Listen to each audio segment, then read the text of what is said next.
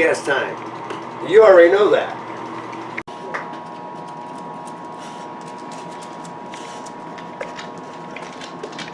Hello from Wawaka Winery, and welcome to the Wawaka Experience. We're here with a special guest, the Republican Sheriff candidate for Noble County, Max Weber, and come here and talk to him about different things. So good to see you, Max. Thanks for coming out. Thanks for having me. I greatly appreciate it. It's always nice to see you, Max. I've gone way back with you, right? And we've been friends for quite well. At least 28 years. At least. Well, I actually, the first time I met you was when me and my old buddy Chris maybe was in that. Remember that black '67 Chevelle of his? I don't remember it. No. It was. You'll probably remember it better than yeah, because well, you know Charlie Lemmon. Correct. We worked for them. Yep. And me and Chris were heading back to the farm after our break, and we see this maroon cruiser. I didn't notice it was unmarked, but Chris knew who it was because he's been pulled over by the same guy, and he said, "Oh shit!" And I said, "What?" He goes, "Cop just went by us." I said, "I don't worry." He goes, "Trust me, I know the guy. He's pulled me over before." I said, "Well, get off 6 then." And so we find the nearest road to pull off of 6. Right. And we go down this country road, and there was like this open lot with weeds that were taller than us. And I said, "Well, let's pull in there. Let's just give it a minute or two till the coast is clear, and we're fine. And then we're gonna get it back to work, or Charlie's gonna have both our asses." And so we waited, and it seemed like forever. And Chris goes, "You think it's clear?" I said, "Hell yeah, it's clear." I said, "Ain't no way this guy's gonna know where we're at." And we pull out, and what do we see? We see a state trooper sitting on the hood of his car, smiling with his arms crossed, waiting for us to come out of that little clearing. And I still remember you came up, and you were giggling at us. Chris gave you all that ID and all that stuff you give a police officer, and you're in your car doing whatever you guys do. Right. And he's sitting there just worried out of his mind. He goes, "I know it's a ticket." I go, I say, "He seemed like a cool guy." He goes, "He's pulled me over before." I go, "Do you ever give me a ticket?" He goes, "No, I've never gotten a ticket from this guy, but he tells me to slow down." And I said, "You're screwed." And every day he came back and he gave him another written warning. Well, there you go. So And hopefully I treated you guys fairly. yeah, I thought he deserved a ticket. I can't believe he didn't throw the hammer down Yeah, on a lot him. of people recall incidents like that, but it's been so long ago for me. I don't. Yeah, well, there's been so many people. Right. Yeah. But I do remember you were looking at his car and you go, "Man, Chris, I really like this car." And he said, "Yeah, because it was a nice car." And you said, "Well, how fast you ever get this going up to?" Chris goes 55. You go, "Good one." But so, are you originally from this area then? I am. I thought you were born and raised around this area. I am. I was actually born here in Noble County. Was raised in Albion. I graduated from Central Noble back in 1983. 83. Correct. Okay. Yeah. Okay. And then basically I worked construction for a while. Got hired by the Indiana State Police in 1987 is when I came on the department. 87 when you came on to the.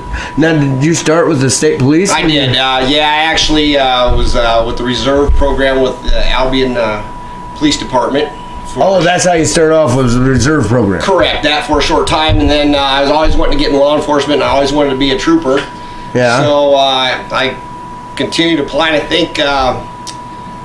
think I started in 1984 with my first application with the state police, and I got turned down the first year. You were fresh out of high school, basically. No, I was out for several years. I was out probably 3 years. Okay. Before I started applying, because you have to be 21 years of age. Oh yeah, I was wondering what the rules were on that. You have to be 21 by the time you get out of the academy. Gotcha. So I started applying. I got turned down my first year. The following year I applied again, got shot down again, turned down. And then the third year I applied was in 87, or the beginning of 1987, got hired Yeah. I accepted the academy that fall and started in August of 1987. Okay. And graduated, actually, December 19th of 87 is when I graduated from the State Police Academy. Okay. Oh. Yeah. What all do the academy? Do you go through?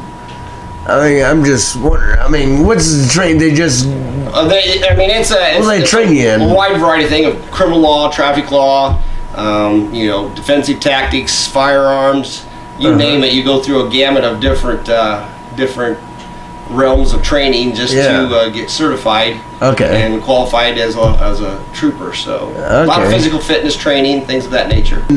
You've been on the state. It'll be 30 years. State force for 30 years. 30 years. 30 years this month. Man, I tell you, the time gets away from you. Yeah. It doesn't. It doesn't seem like they used to say this 30 years ago, but I guess it was. Yeah. Yeah. So. Wow. So then you've been. Oh, Charlie's here.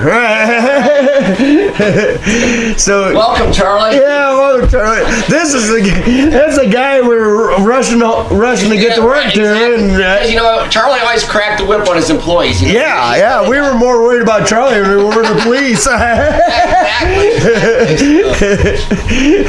That's why Charlie Hamrock, for anybody out there who needs to know. But oh geez. So then you've been patrolman, the state trooper. What has been your title on the state troopers then? When I came on the department, I was originally assigned to the toll road post. Okay. I worked the Gary Hammond area up in Zone 1 on the interstate system. After serving up there for 2.5 years, I transferred back to Fort Wayne and was a road trooper here in Noble and LaGrange counties. Spent most of my career here in Noble County, and then was it 90? I want to say 97, somewhere in that area. I got promoted to a sergeant's position in the crime, in the laboratory division as a crime scene tech. Okay. And then after serving that for about a year, I went back to the road for a year. Then I got promoted to a corporal's position in the administrative side of it and sat as a post commander for approximately 4.5 years until a sergeant's spot opened up. And then I put in for that and was promoted to squad sergeant. And actually, I've been in a supervisory role with the state police now for 19 years this year. Oh, wow. Okay. 19. So basically, seeing you've been around this area the whole time. Correct. Basically. Yeah, except for about 2 years. Is that more or less part of the reason why you want to run for sheriff in Noble County then? Yeah, it's always been kind of a goal of mine. I said I've had a fantastic career with the state police. I love this. I love Noble County. It's my home. I enjoy working for the citizens of Noble County. And like I said, it's just been one of my plans, goals. That is to run for sheriff and continue working for the citizens. Okay, so basically, when you've been in a management role in state troopers, that's gonna help you out with the sheriff aspect of it. The experiences you've had. What are the experience? I mean, you kind of described quite a bit of it. But I would hope that my experience with the state police and the training that I've received will help carry over, because I mean, you do walk away from the state police with quite a bit of training and experience, and I think will help assist reverting into that role as sheriff and bringing some different experiences to that organization and help develop it. So. Well, I know whenever my experiences with the police, I've always rather dealt with the state boys, as I think they are more understanding. The town. I'm not even gonna go down that rabbit hole. It's not good for me to go. Probably stick to the question. Yeah, what I wrote down,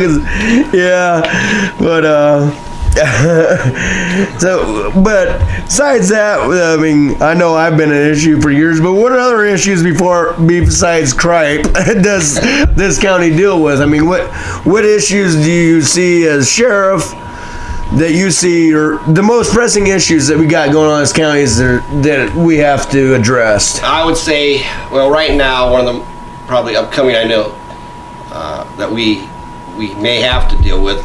We're very fortunate at this time that we're not having to, is the opioid epidemic that's going on in the state of Indiana. Okay. Right now, we really do not see a lot of those cases here in Noble County.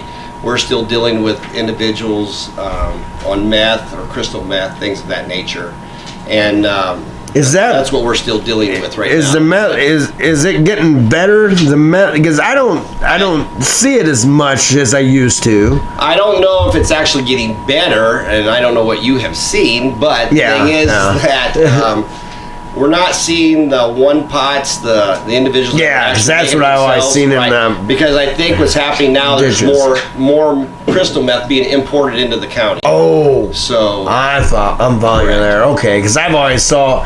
Well, I actually had to call the county a couple years ago because over here when I was I found some stuff. And I know you don't want to go near it. As all I'm pretty naive when it comes to. I'm a beer drinker, and that's as far as Jason goes. But so it's the opioids are. That would be if that starts coming into Noble County. That could be one of our most pressing issues that we have to deal with. That, and you got budgetary issues. Those are always a concern, especially when you're dealing with the county council and the county commissioners, because you're always trying to keep your budgets under control. Yeah. What you're spending, especially in your overtime, your comp time issues. So the biggest part that we have to deal with right now is the ongoing drug epidemic that's going on in the state of Indiana. Yeah. Nice. So, okay. Well, that's. Mind if I sit down? Oh, have at her. Yeah, have it. Jump on in.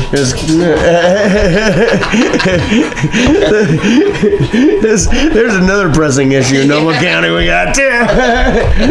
You got any questions you want to ask him? Well, so Max, we've heard about the jail population is reduced. Right. We got that, beautiful facility. Right, correct. But we got to pay for it. Right. It's there and operating. So, what challenges come with that? Well, the thing is, you got a complete staff. The state of Indiana says that if you have a 200-bed facility, you got to have the employees to operate that facility, even though you're not housing that many. So that's one of the things that you have to do, because the state will actually come in and audit the jail, things of that nature. So as the sheriff, probation is one of the organizations that we have to deal with also in law enforcement. But they've got like home detention, other programs that they're dealing with. You've got drug court, you've got work release, things of that nature. So I think as the sheriff, this is an individual who has to come in and be able to communicate and work with the courts and the probation department and try to get this thing regulated, because you have all these programs. You just can't close the facility up, so it really wasn't, the sheriff's department or the jail is not a facility that's made to manufacture or raise money. It's one of those it's one of those programs there. It's housed, paid for by taxpayer money, and if the courts aren't putting anybody in jail, there's really not a lot that we can do. We have to figure out some other programs where there's housing prisoners from other counties. I do have some ideas there. We have I know that was going on quite a while. Right. So, but the thing is, once counties start bringing their prisoners over, especially the way it was, then they start actually having hearings, getting the inmates back down to the county where they're from, and trying to get them out of that so they're not going back and forth so much, because those counties then are spending money on transportation back and forth. Correct. So, but it's kind of a give and take. I think the first thing is to get in there and actually kind of go through the program, see what's happening, where the court's doing, where they want to see this go, how can we facilitate some other programs in order to I don't really want to say fill the facility up, because if you're putting people in jail and they're not becoming a productive member of society, all right, I'm all for programs as long as programs are functioning right and they're being maintained and being tracked correctly. But if we're just running programs to run programs, and that just that's a waste of time. Good for somebody. I'm not for that. What role does the sheriff's department play in those programs? I mean, those are programs. No, those are all set up by the judicial system, by the judges. Those are their programs. So then, what is the sheriff's role then exactly? For like, let's the sheriff now in place or whoever, if hopefully you make sheriff. What is the sheriff's role? Well, basically, I foresee the sheriff's role as an administrative position as well as a facilitator, and working with the courts and with the justice system there as far as the judicial side of it, which would be probation, the courts. Basically working with the members in the community, making sure that we have these individuals. If we can work together and try to make Noble County a safer place. Because when the state of Indiana changed the sentencing guidelines, I remember them coming in and saying, hey, your general population is going to be reduced, and then after about a year it's going to increase. Well, it never increased because you've got community service, you've got you have the I kind of forgot what I was going to say. Release. You got work release, you've got things of that nature, you got all these other programs that that the courts are actually sentencing or sending these offenders to, and because they have to pay a fee to be on these. If you take these people or these individuals out of the workforce, and you put them in jail, and let's say they have something else, they're not contributing anything to society. Exactly. So the goal is to help. The goal is to get them to become working members and of society, get them back in there so they're actually contributing. So and the communication part you mentioned, working with the community. That's very important. We were talking just the other day, and this is just I tend to oversimplify stuff. I'll admit it. But I told you, and I know it's not going to be exactly like that, but that's one of the reasons I like it, because you've always been so easy to talk to. And I told you my picture in my head, and I know there's more to it, but is like Andy Taylor, because everybody knew Sheriff Taylor, and they it's a communication within the community. Everybody, and that's the way it should be in my mind. Right, I think the sheriff should be one of those, as far as an elected official, should be out there dealing with the public, working with members of the community, and facilitating or organizing, working with other agencies within our county, making sure that we can either develop programs. That way we're all working together. That way we can make Noble County a safer place. I mean, for our children, our grandchildren. I've got a 19-month-old grandson. I want him to be able to grow up in a community that's safe, that he can do as he grows. Absolutely. Play, work, whatever. So I think every family should have that opportunity to have a safe community. So safe environment. So have you ever held any other offices, any public offices? I have, actually. I have both as an appointed and also as an elected. I am currently on the Albion Town Council and serving as their president of their town council. Okay. All right. Well, I think I covered it. I don't know a lot about law enforcement, but I wanted you on here because I've always liked you, and I thought think you'll be a great sheriff. Well, I know you had my vote before this even started. Right. But is there anything else you can think of that you want to say to my tens of fans? You're two fans on Oh, wait a minute. Before you say that, though, I do got one serious question. What's that? Me and Anik has been talking, and everybody knows my dog Anik now. Now, he was kind of asking about canine positions. The canine, is there's any openings or the qualification? He's pretty agile, he's trying to tell me. I don't know if he can jump too many fences or cars. But, well, the thing, though, I got to rat him out, is the other day, I bought this dog bed for him, and he did this himself, and I read the tag, and it says, under penalty of law, this tag should not be removed except for the consumer. Now, I'm the guy that bought it, but he removed the tag. Well, so I don't think we can have a dirty officer on the canine unit. I don't know. You may have to, that might be a civil matter. You may have to take that up. Oh, okay.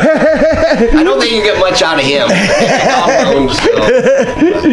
But is there anything else you can think of that I haven't covered, or you know more about this subject than I do? You got anything to add in there, Big Mouth? What's your biggest challenge do you foresee? My biggest challenge, I'm not going to have all the answers, but I have a lot of ideas, and that's one of the other reasons too. And whether it's changing up the structure of the department a little bit, and maybe some scheduling ideas. One of my goals is to get more guys out there on the roadway with marked commissions, things of that nature, so they're more visible.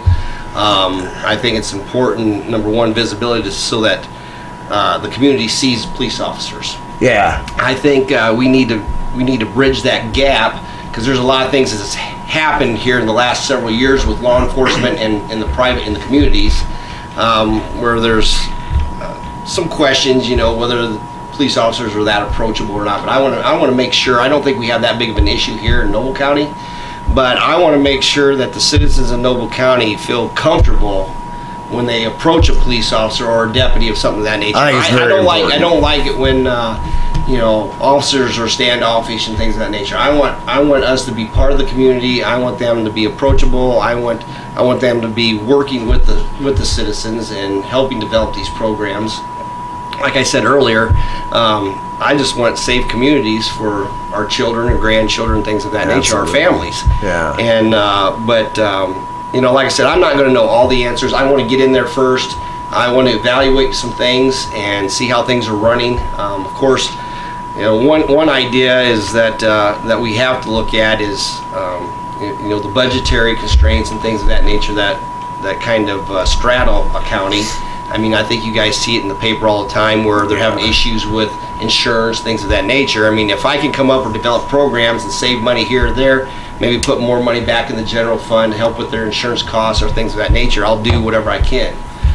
Because, the bottom line is we are working off taxpayer money. I see that as the town council president for the town of Albion. We're trying to save money here and there, and I will say one thing, that being on that town council has educated me in the budgetary processes and things of that nature, and what funds I can draw from as far as funding for squad cars, things of that nature, because like you said, you have a facility that's sitting there that's worth millions of dollars, and yet it could use some upgrades. I mean, I know that the current sheriff has done some things here recently to upgrade the facility. I think that he would like to get all that stuff taken care of before the new sheriff comes in. Yeah. And get that off my plate before I get in there. But of course, there's things, like I say, I want to go in and evaluate and see what else I can do there. And but I will say that sitting on that town council has helped me with that process of knowing how government works. That's good experience. Right. Yeah, exactly. That'd be an experience I wouldn't even think of, but right. Yeah, exactly. That'd be the hardest part of it for me. But unless anybody has any other thing they can think of, we can say or anything. Well, just coming back to the communication part. Right. If you need help with training on how to deal with rednecks and hillbillies, I'm sure he could. So, yeah. But I speak the language, man. But no, I want to thank you for having me come out here to the Wawaka Winery. What do you think about the place, anyways? While I got you here, I mean, does it come up to the standards? I don't care about his opinion. Well, I will say this: it's very homey. It's very nostalgic. I see that you have that's kind of Your heart is in the Wawaka community. Yeah, that's kind of because every picture I got up on there, I want it to relate to Wawaka. I grew up around Wawaka. Right. Dad, we farmed on 1000 North. I went to Wawaka Elementary, and I don't know why, but I've always had it's not like I've traveled that far, but before I bought this place in '98, I always want to get back to this area because it's my old stomping grounds, and I know every nook and cranny, but evidently you do too when you pulled over me and maybe. Yeah, when you grow up in the county, exactly. You know where all the hiding spots are. Well, hey. Thank you very much. Yeah. And you have my vote, and I wouldn't vote for you for dog catcher. Again, thank you guys for having me come in, and I guess just remember May 8th of 2018 is when the election is for the primary. That's Yeah. what we're running for. So just remember, vote Weber for sheriff. I greatly appreciate your vote. And Well, before, Thank you. hey, grab one of those hats, Charlie. I'm glad my tech guy Coda reminded me.